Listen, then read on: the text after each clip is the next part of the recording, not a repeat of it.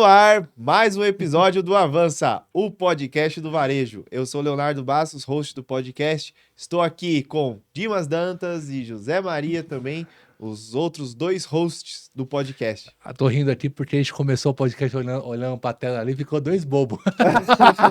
No começo, pode deixar essa parte aí. Eu tava pensando indo pra cá hoje, né? Cara, o podcast é a melhor forma de produzir conteúdo, cara. Porque você fica aqui falando e é bom pra quem vê, é bom pra quem faz. Sim, mas eu vou falar uma coisa até pro pessoal, ó. Vocês, por favor, cara, se você tá assistindo aqui é porque tá servindo pra você. Então, deixa sua curtida, compartilha, se inscreva no canal, porque assim, ó, é muito gostoso mesmo, só que cansa muito. É Te entrega tempo e tudo energia. aqui. Exatamente. É tempo e energia. Não é, Zé?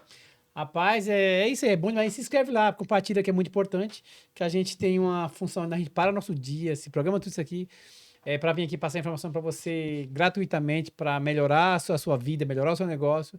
A única que a gente pede é que você compartilhe, que você curta aí. Compartilha com a tia, com o cachorro, com o Não, vizinho. ó, o podcast de hoje, o nosso assunto, que a gente vai abordar hoje, é o assunto que você deve compartilhar com seus parceiros. Exato. Porque entenda, dono de mercado, o seu concorrente não é seu inimigo, é seu concorrente.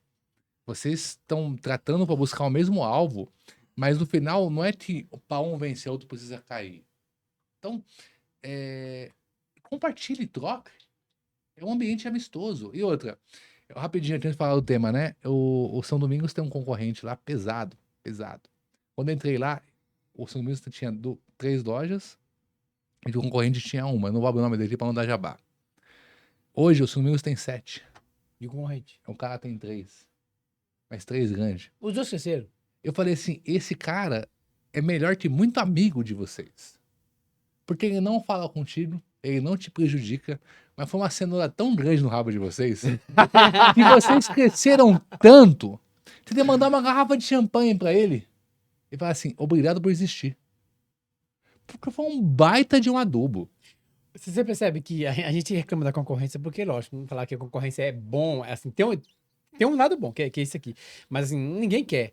Mas você percebe que quando tem uma concorrência, até no próprio evento que aconteceu, quando tem uma concorrência, ele te faz trabalhar mais, ele te joga pra cima. Cara, eu tenho que fazer. Você faz coisas que você não faria, porque você tira você A zona de conforto. E se senta a cenoura. Adubo. Então vamos falar sobre sobre o tema, né? Lógico, já tá aí na thumb aí, todo mundo já viu, mas só pra gente dar início, dar um start aqui, nós vamos falar hoje aqui pra você sobre o papel do dono, não é isso?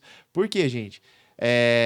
Muitos donos, né, começaram talvez dentro do mercado, fazendo outras funções, ou até mesmo veio de outro cenário, de outros tipos de negócio, a gente falou isso no outro episódio.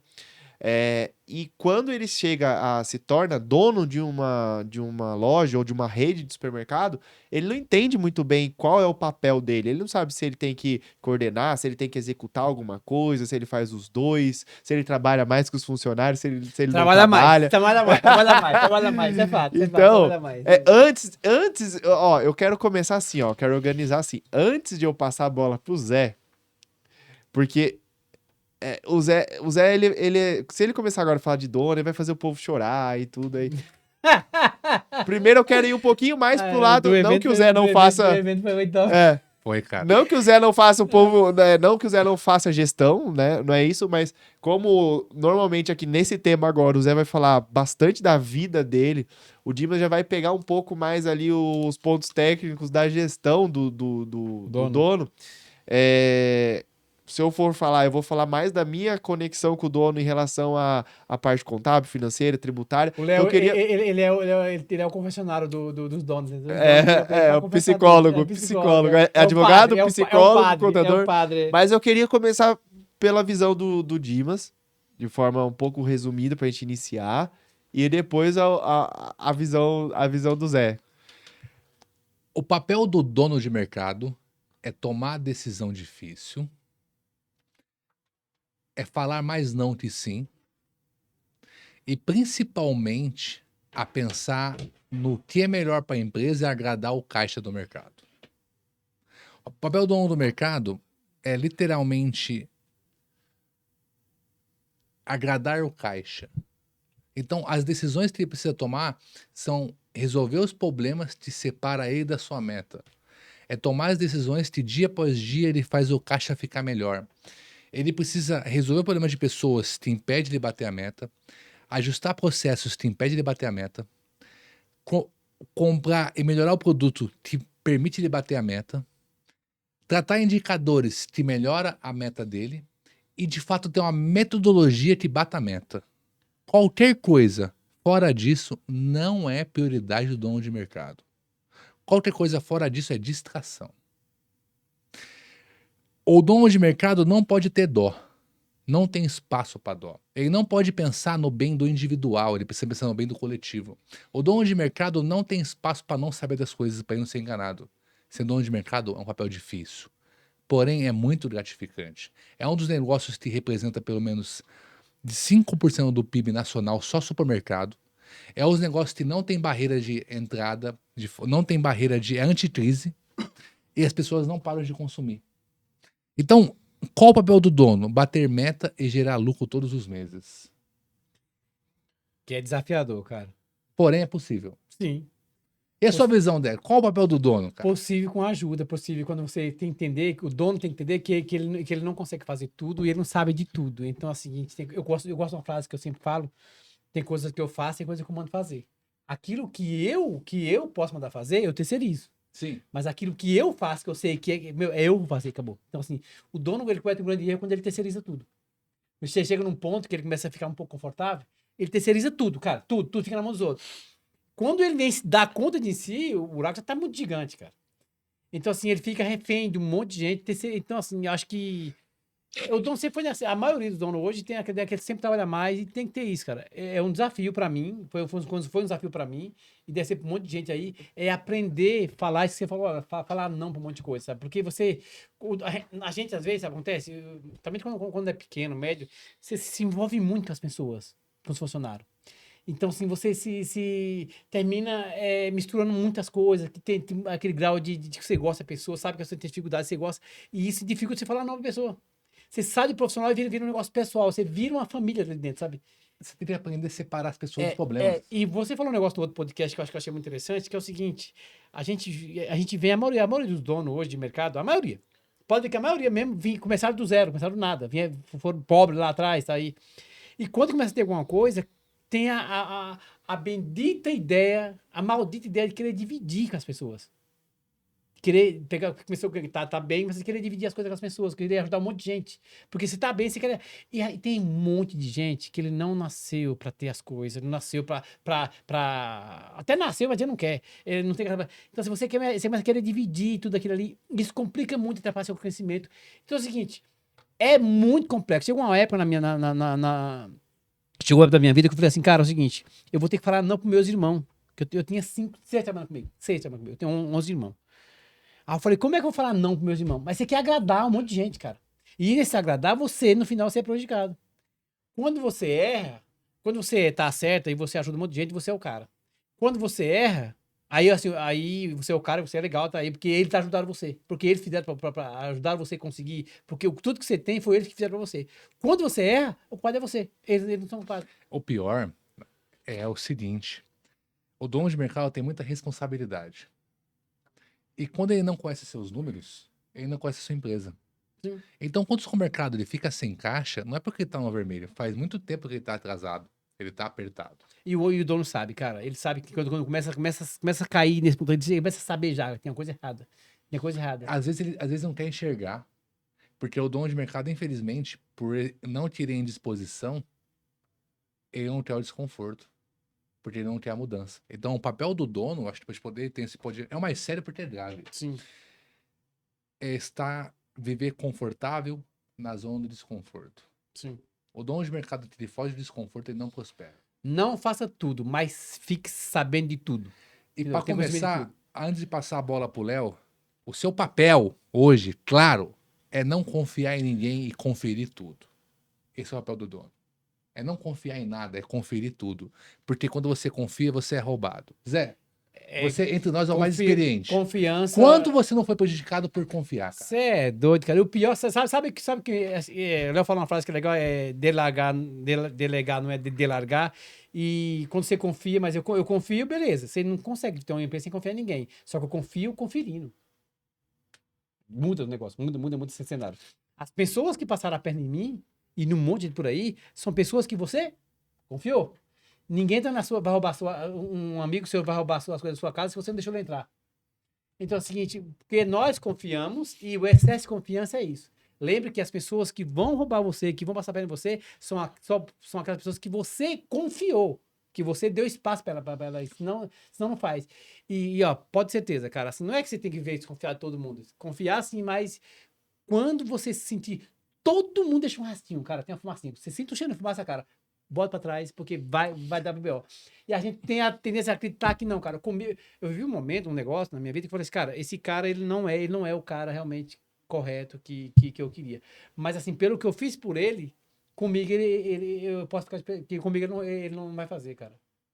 Quebrei a cara. O dono de mercado, e até a gente, que são pessoas boas, tem ali aquela inocência de achar que as pessoas vão fazer pela gente o que a gente faria por elas. Exatamente.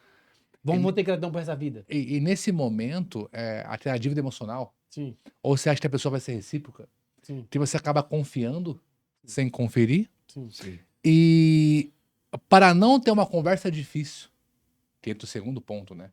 Que o dono de mercado, você precisa conferir mais e confiar menos, você tem que ter conversa difícil.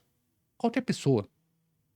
A conversa difícil é falar, cara, nós aliamos X, agora foi para Y. A gente vai voltar a ser X e vou ter que fazer coisa diferente. Ô Dimas, ó, eu discuto isso sempre, cara, e eu vejo, você vê isso no dia a dia. Eu vou ter até a ser ousado. Você não vê um gerente seu, um líder seu, um encarregado de chamar você assim, ô Dimas, manda esse cara, manda alguém embora desse setor que tem um cara a mais lá que não precisa dele aqui. Pelo contrário, ele tá lá, ele pede aumento pro cara, ele quer colocar mais uma pessoa, ele quer colocar uma parede do cara, o cara pediu. Você não vê um desses caras pedindo pra reduzir o quadro, meu, porque ele tá ocioso, tá sobrando. Você não vê um, esse é o papel do dono. Só que é o seguinte, a gente confia em alguém, mas esse alguém, ele é de sua confiança. Mas como ele não é que ele paga, ele sempre tem um cara pra indicar, um amigo que sei quem tá precisando de emprego, mas tem vaga? Não, mas ele quer colocar mais. Então é o seguinte, se você não acompanha e você não confere e não fica em cima, cara, você fica nós falamos agora há pouco, fica com um custo muito alto por causa das pessoas que você confia, que ele quer ser bom com o que é seu. Deixa eu só complementar uma coisa que é importante, até que o Zé falou, é verdade. Mas aí falando do papel do dono, o que eu penso também como empresário? Eu tenho vários gestores, né? Se equipara a um gerente, vamos dizer assim. Sim. Não é um gestor.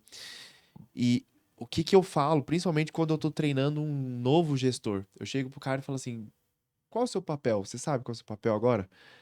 Normalmente ele vai falar, pô, eu tenho que entregar isso, eu sou do fiscal, eu tenho que entregar as declarações, né? A minha equipe ali vai ter que entregar, tal. Eu falo assim, não deixa de ser. Só que o seu papel, acima de tudo isso, é gerar lucro para a empresa. Porque você pode fazer tudo isso com X pessoa ou com 2 vezes X pessoa. Ah, mas é impossível? Nada é impossível. Tem tecnologia, tem outras empresas para você olhar no mercado, tem os concorrentes que, né, como a gente falou, co-ocorrentes, né, porque cooperam, né, entre si, é uma cooperação de desconforto, exatamente. Então, assim, o que eu quero dizer com isso? Em alguns pontos, falta também uma clareza. Ó, eu quero isso de você. Você não tem que só me entregar qualidade, você tem que me entregar qualidade com o menor custo possível. Sim. Então não dá pra você também demitir todo mundo e não me entregar a qualidade, mas também não adianta você só me entregar a qualidade e eu estar inflado com a folha dessa loja ou desse setor. Você citou naquele outro lá episódio a casa da padaria. Provavelmente a padaria lá é top. Produto top, não sei o quê, mas tá inflado, então não tá bom. Tá bom a qualidade, mas não tá bom, isso sem contar venda e tal, mas tá boa a qualidade, mas não tá bom a lucratividade daquele setor.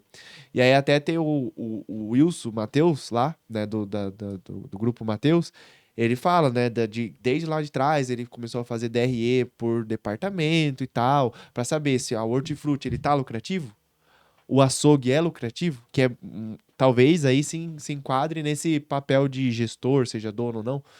E pegando o gancho do Wilson também, só para contribuir com o que o Zé falou, que o dono, né, ele trabalha muito, ele é um exemplo mesmo de, pelo menos o que ele fala, né, não sei, não vivo com ele, mas o que ele fala é que ainda até hoje, mesmo com a idade que ele já tem, com o tamanho que já tem, ele trabalha no mínimo 14 horas por dia, né? Chega, sai e tal, todo dia aquilo ali. E realmente, se você não depositar energia no que você está fazendo, não vai ter resultado, né? Então eu vejo quando o dono, né, o CEO, o dono, enfim, o que seja ali, ele sai totalmente da operação, ou ele diminui muito a carga de energia que ele põe naquilo ali, o negócio para de crescer. E aí quando ele para de crescer, ele começa a declinar.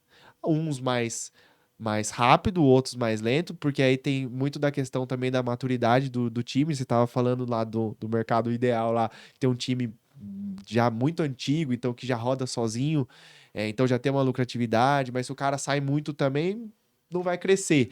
Mas aí tem que ver o cara quer também, né? Mas enfim, essa é um pouquinho da minha visão aí. Pegando esse caminho, o dono de mercado tem que ter tato. Eu tava em reunião com o Floriano. Vou abrir aqui, né? E lá a BRF é na cidade deles. O agro da casa, da alimentação. A BRF da casa para morar. Vale alimentação, vale refeição. Você concorda que o mercado fica completamente desleal? Fica. Porque a BRF aluga casa. Então, se for um casal que trabalha lá, o casal paga um aluguel de R$ 150. É um aluguel para não falar que a casa é dele. Aham. E tava difícil de mão de obra, difícil de produtividade. Eu falei, beleza, vamos fazer o seguinte: quanto está a meta da loja no mês de março? É X. Aumenta R$ 50 mil na meta. E se tem bater a meta por setor, vai ganhar 300. Tem bater a meta da loja, vai ganhar 500. Mas tem 30... E quantas pessoas? 30 pessoas. Então, se 30 bateu, é 15 pau, 15 pau. Fecha a DRE inversa, vê quanto você precisa vender para poder pagar 15 pau para esses caras. Então, aqui vai ganhar R$ 2 mil de salário, mais R$ 500 de meritocracia se bater a meta. Se não bater, não ganha. Se bater, a conta fecha. Então, ele vai ganhar 25% de variável. Ah, o cara precisa ganhar mais? Precisa pagar a parcela da moto? É só ele bater a meta. Por quê? Eu tinha que me adequar de acordo com a realidade. Aí você fala, é muito R$ 500 por cabeça? Cara, se eu fazer a conta inversa e justificar o investimento, se bateu a meta, esse custo tá pago. Tem que fazer a conta. Fazer a conta se bateu. O sistema de meta, cara, a Ambev e as maiores empresas hoje trabalham sem meta é a melhor motivação do negócio é meta. Não tem é um melhor, então, assim, em cima de meta, cara. A meta, ela... É que assim, né? A meta é cultura. E a meta começa na cabeça do dono. Por exemplo, a tua empresa tem uma meta de crescimento. A energia é uma energia de venda. A minha empresa tem meta de crescimento. A nossa energia é uma energia de resultado, de venda. Se não vem da gente, a empresa não vai ter esse mesmo pensamento. Não vai. Não vai. Uma empresa que quer buscar a venda, crescer o resultado, ela é inconformada com o não resultado. Então as pessoas, elas se incomodam de errar porque vai ser cobrada. E aí começa. O papel do dono é ditar o ritmo que a banda vai tocar na sua empresa. Eu sou uma pessoa muito acelerada, muito enérgica. Eu tava falando, eu até esses dias estava conversando com o chat e pedi um feedback para ele. Ô chat, me dá um feedback. Então eu vi um vídeo no Instagram e eu copiei, né? E aí eu fiz certinho como o Bruno Perini mandou. Aí foi um feedback leve, eu falei, cara, seja mais profundo. Tal. Pô, então qual seria ali uma carta para mim mesmo, eu pedi.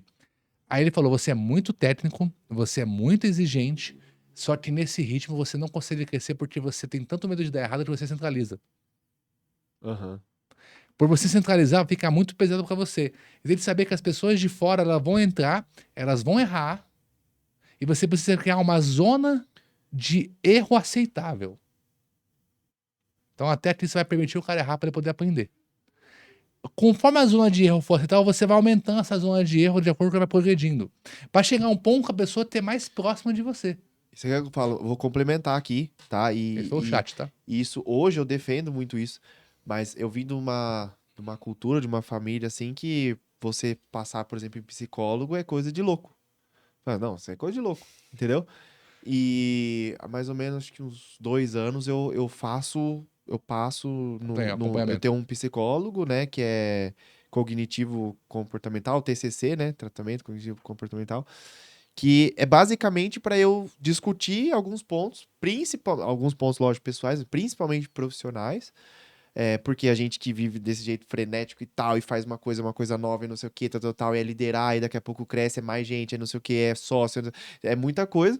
Então, só quero trazer esse ponto só para falar na prática, porque o que eu vou falar com o psicólogo? Mas, por exemplo, nesse caso que você falou, o chat, né? Ele foi um psicólogo. Melhor que o meu, inclusive. Não, mas rapidinho. Não, mas só para eu concluir aqui.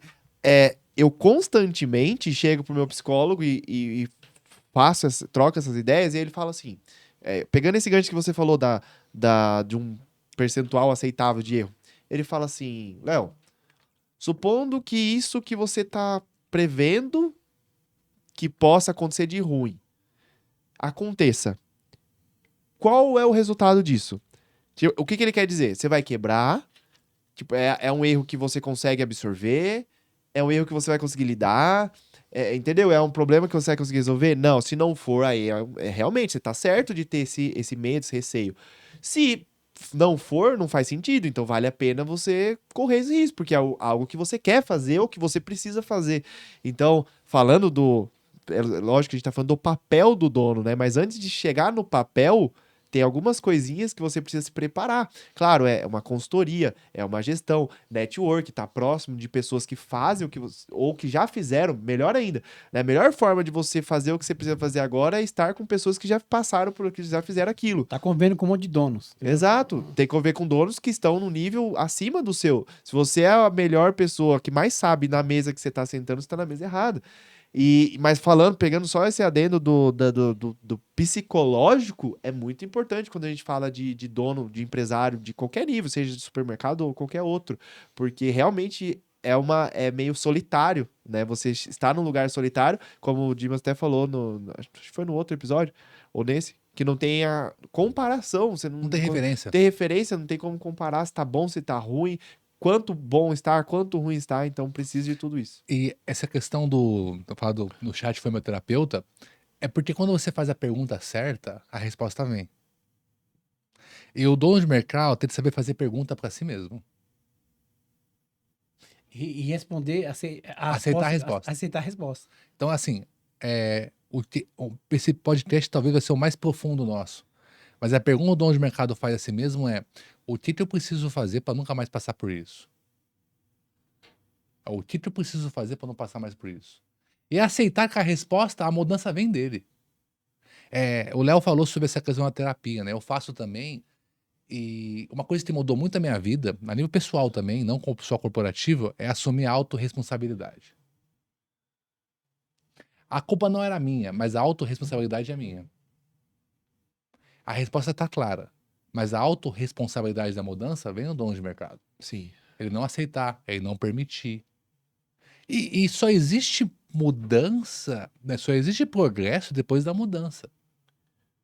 E aí, o papel do dono de mercado, eu sempre acreditei que o modelo ideal da gestão é o modelo que está escrito na bandeira do Brasil. Ordem e progresso. Mas esses dias eu pensei, estudando também, eu percebi que eu estava errado. O dono de mercado não consegue ter ordem e progresso. Eu acho que nenhum empresário. Ele consegue ter progresso e ordem.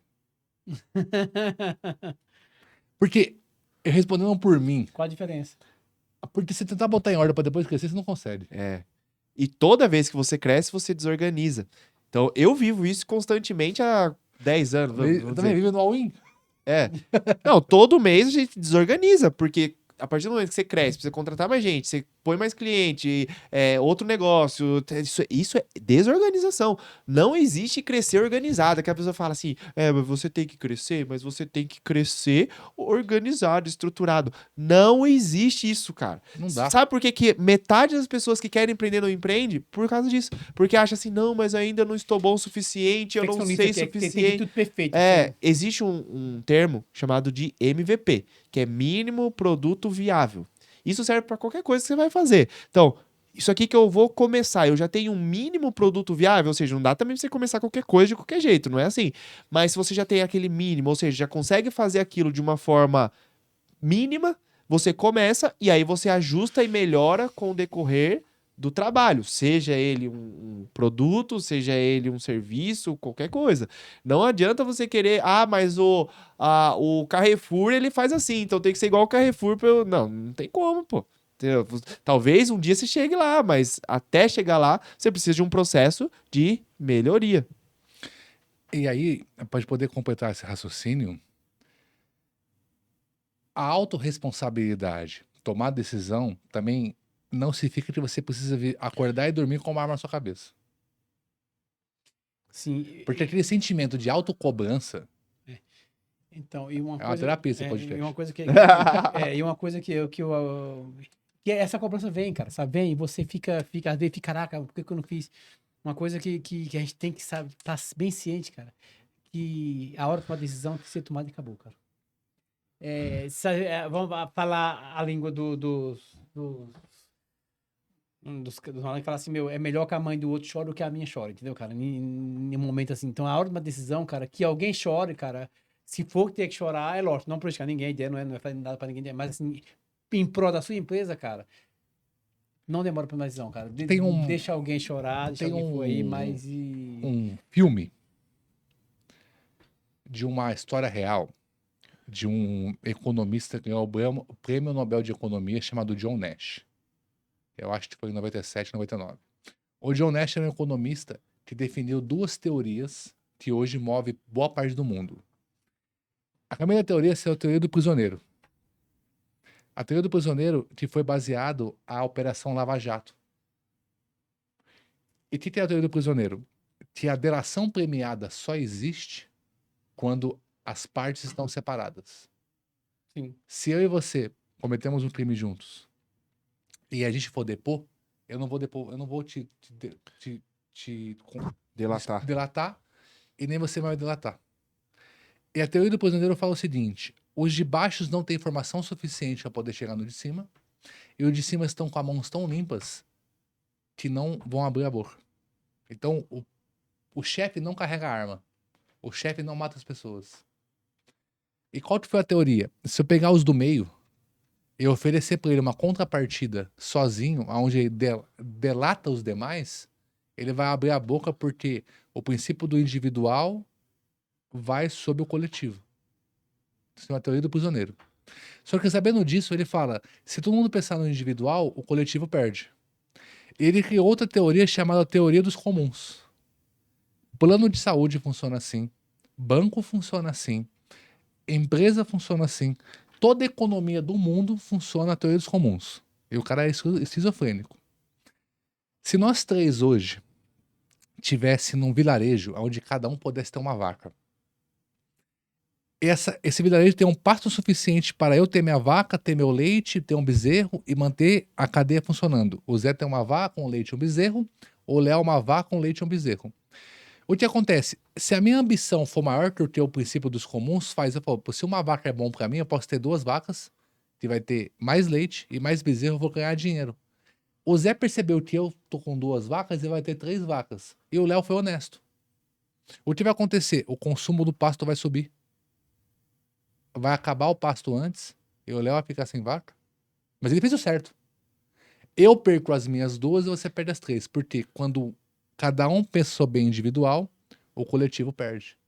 Se todo mundo começa a usar o plano de saúde, o plano de saúde quebra. Se todo mundo começa a usar o seguro de vida, o seguro quebra. Se todo mundo começa a tirar o dinheiro do banco, o banco quebra. É igualzinho ao supermercado. Por que eu explico tudo isso? Se o dono de mercado começar a pensar no bem individual de cada um, inclusive só no dele, o coletivo começa a sentir. Então, o princípio dos comuns é as decisões tomadas onde o coletivo ganha. É onde o coletivo ganha, ele começa a ter dinheiro e recursos para poder pensar no individual. Porque a economia funciona assim. Se cada um pensar no seu bem individual, o coletivo perde. Se tem coletivo perdendo, não tem economia. Sim. É radical. Mas você pensa, qual a melhor decisão para agora? Qual decisão que vai agradar o caixa é melhor para a empresa? Então, é esse coletivo todinho aí, eu acho que é um coletivo baseado muito no caixa, né? Que a empresa não vai ser boa com um monte de gente se o seu caixa não tiver bom. Então é o seguinte, tem que tentar ser coletivo, mas você não pode aceitar tudo também.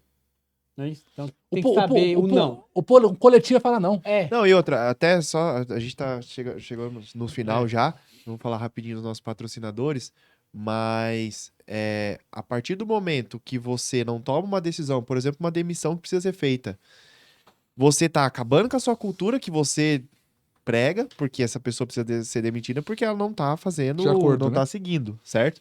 Então você acaba com a sua cultura e ainda assim você não trata essa questão do coletivo. E você, como dono, você, como gestor, o seu papel é tomar a decisão que vai impactar no todo. Dos seus colaboradores, dos seus clientes e no seu próprio. No macro, né? Exato, no macro. Então, como o Dias falou, se você toma uma decisão unilateral, tudo sofre, mas quem sofre mais ainda é o seu negócio, o seu caixa. Porque se você perde funcionários bons, mantém os ruins, você tem um problema. Se você não tem como retirar lucro, você tem um problema, porque você está trabalhando de graça. Se você não tem cliente, você tem um problema que você não vai ter venda. Então, assim, uma decisão que parece simples, às vezes, de uma demissão, por exemplo, de um corte de gasto, por exemplo, que você fica deixando para amanhã, pode impactar todo esse. Eu sempre falo, se eu deixo uma pessoa que não é para estar na minha empresa, eu não tô só tendo um problema, eu tô desvalorizando todo o resto. Porque você começa a punir os bons funcionários para poder manter os ruins. Por Exatamente. dó. Vamos falar aqui dos nossos patrocinadores?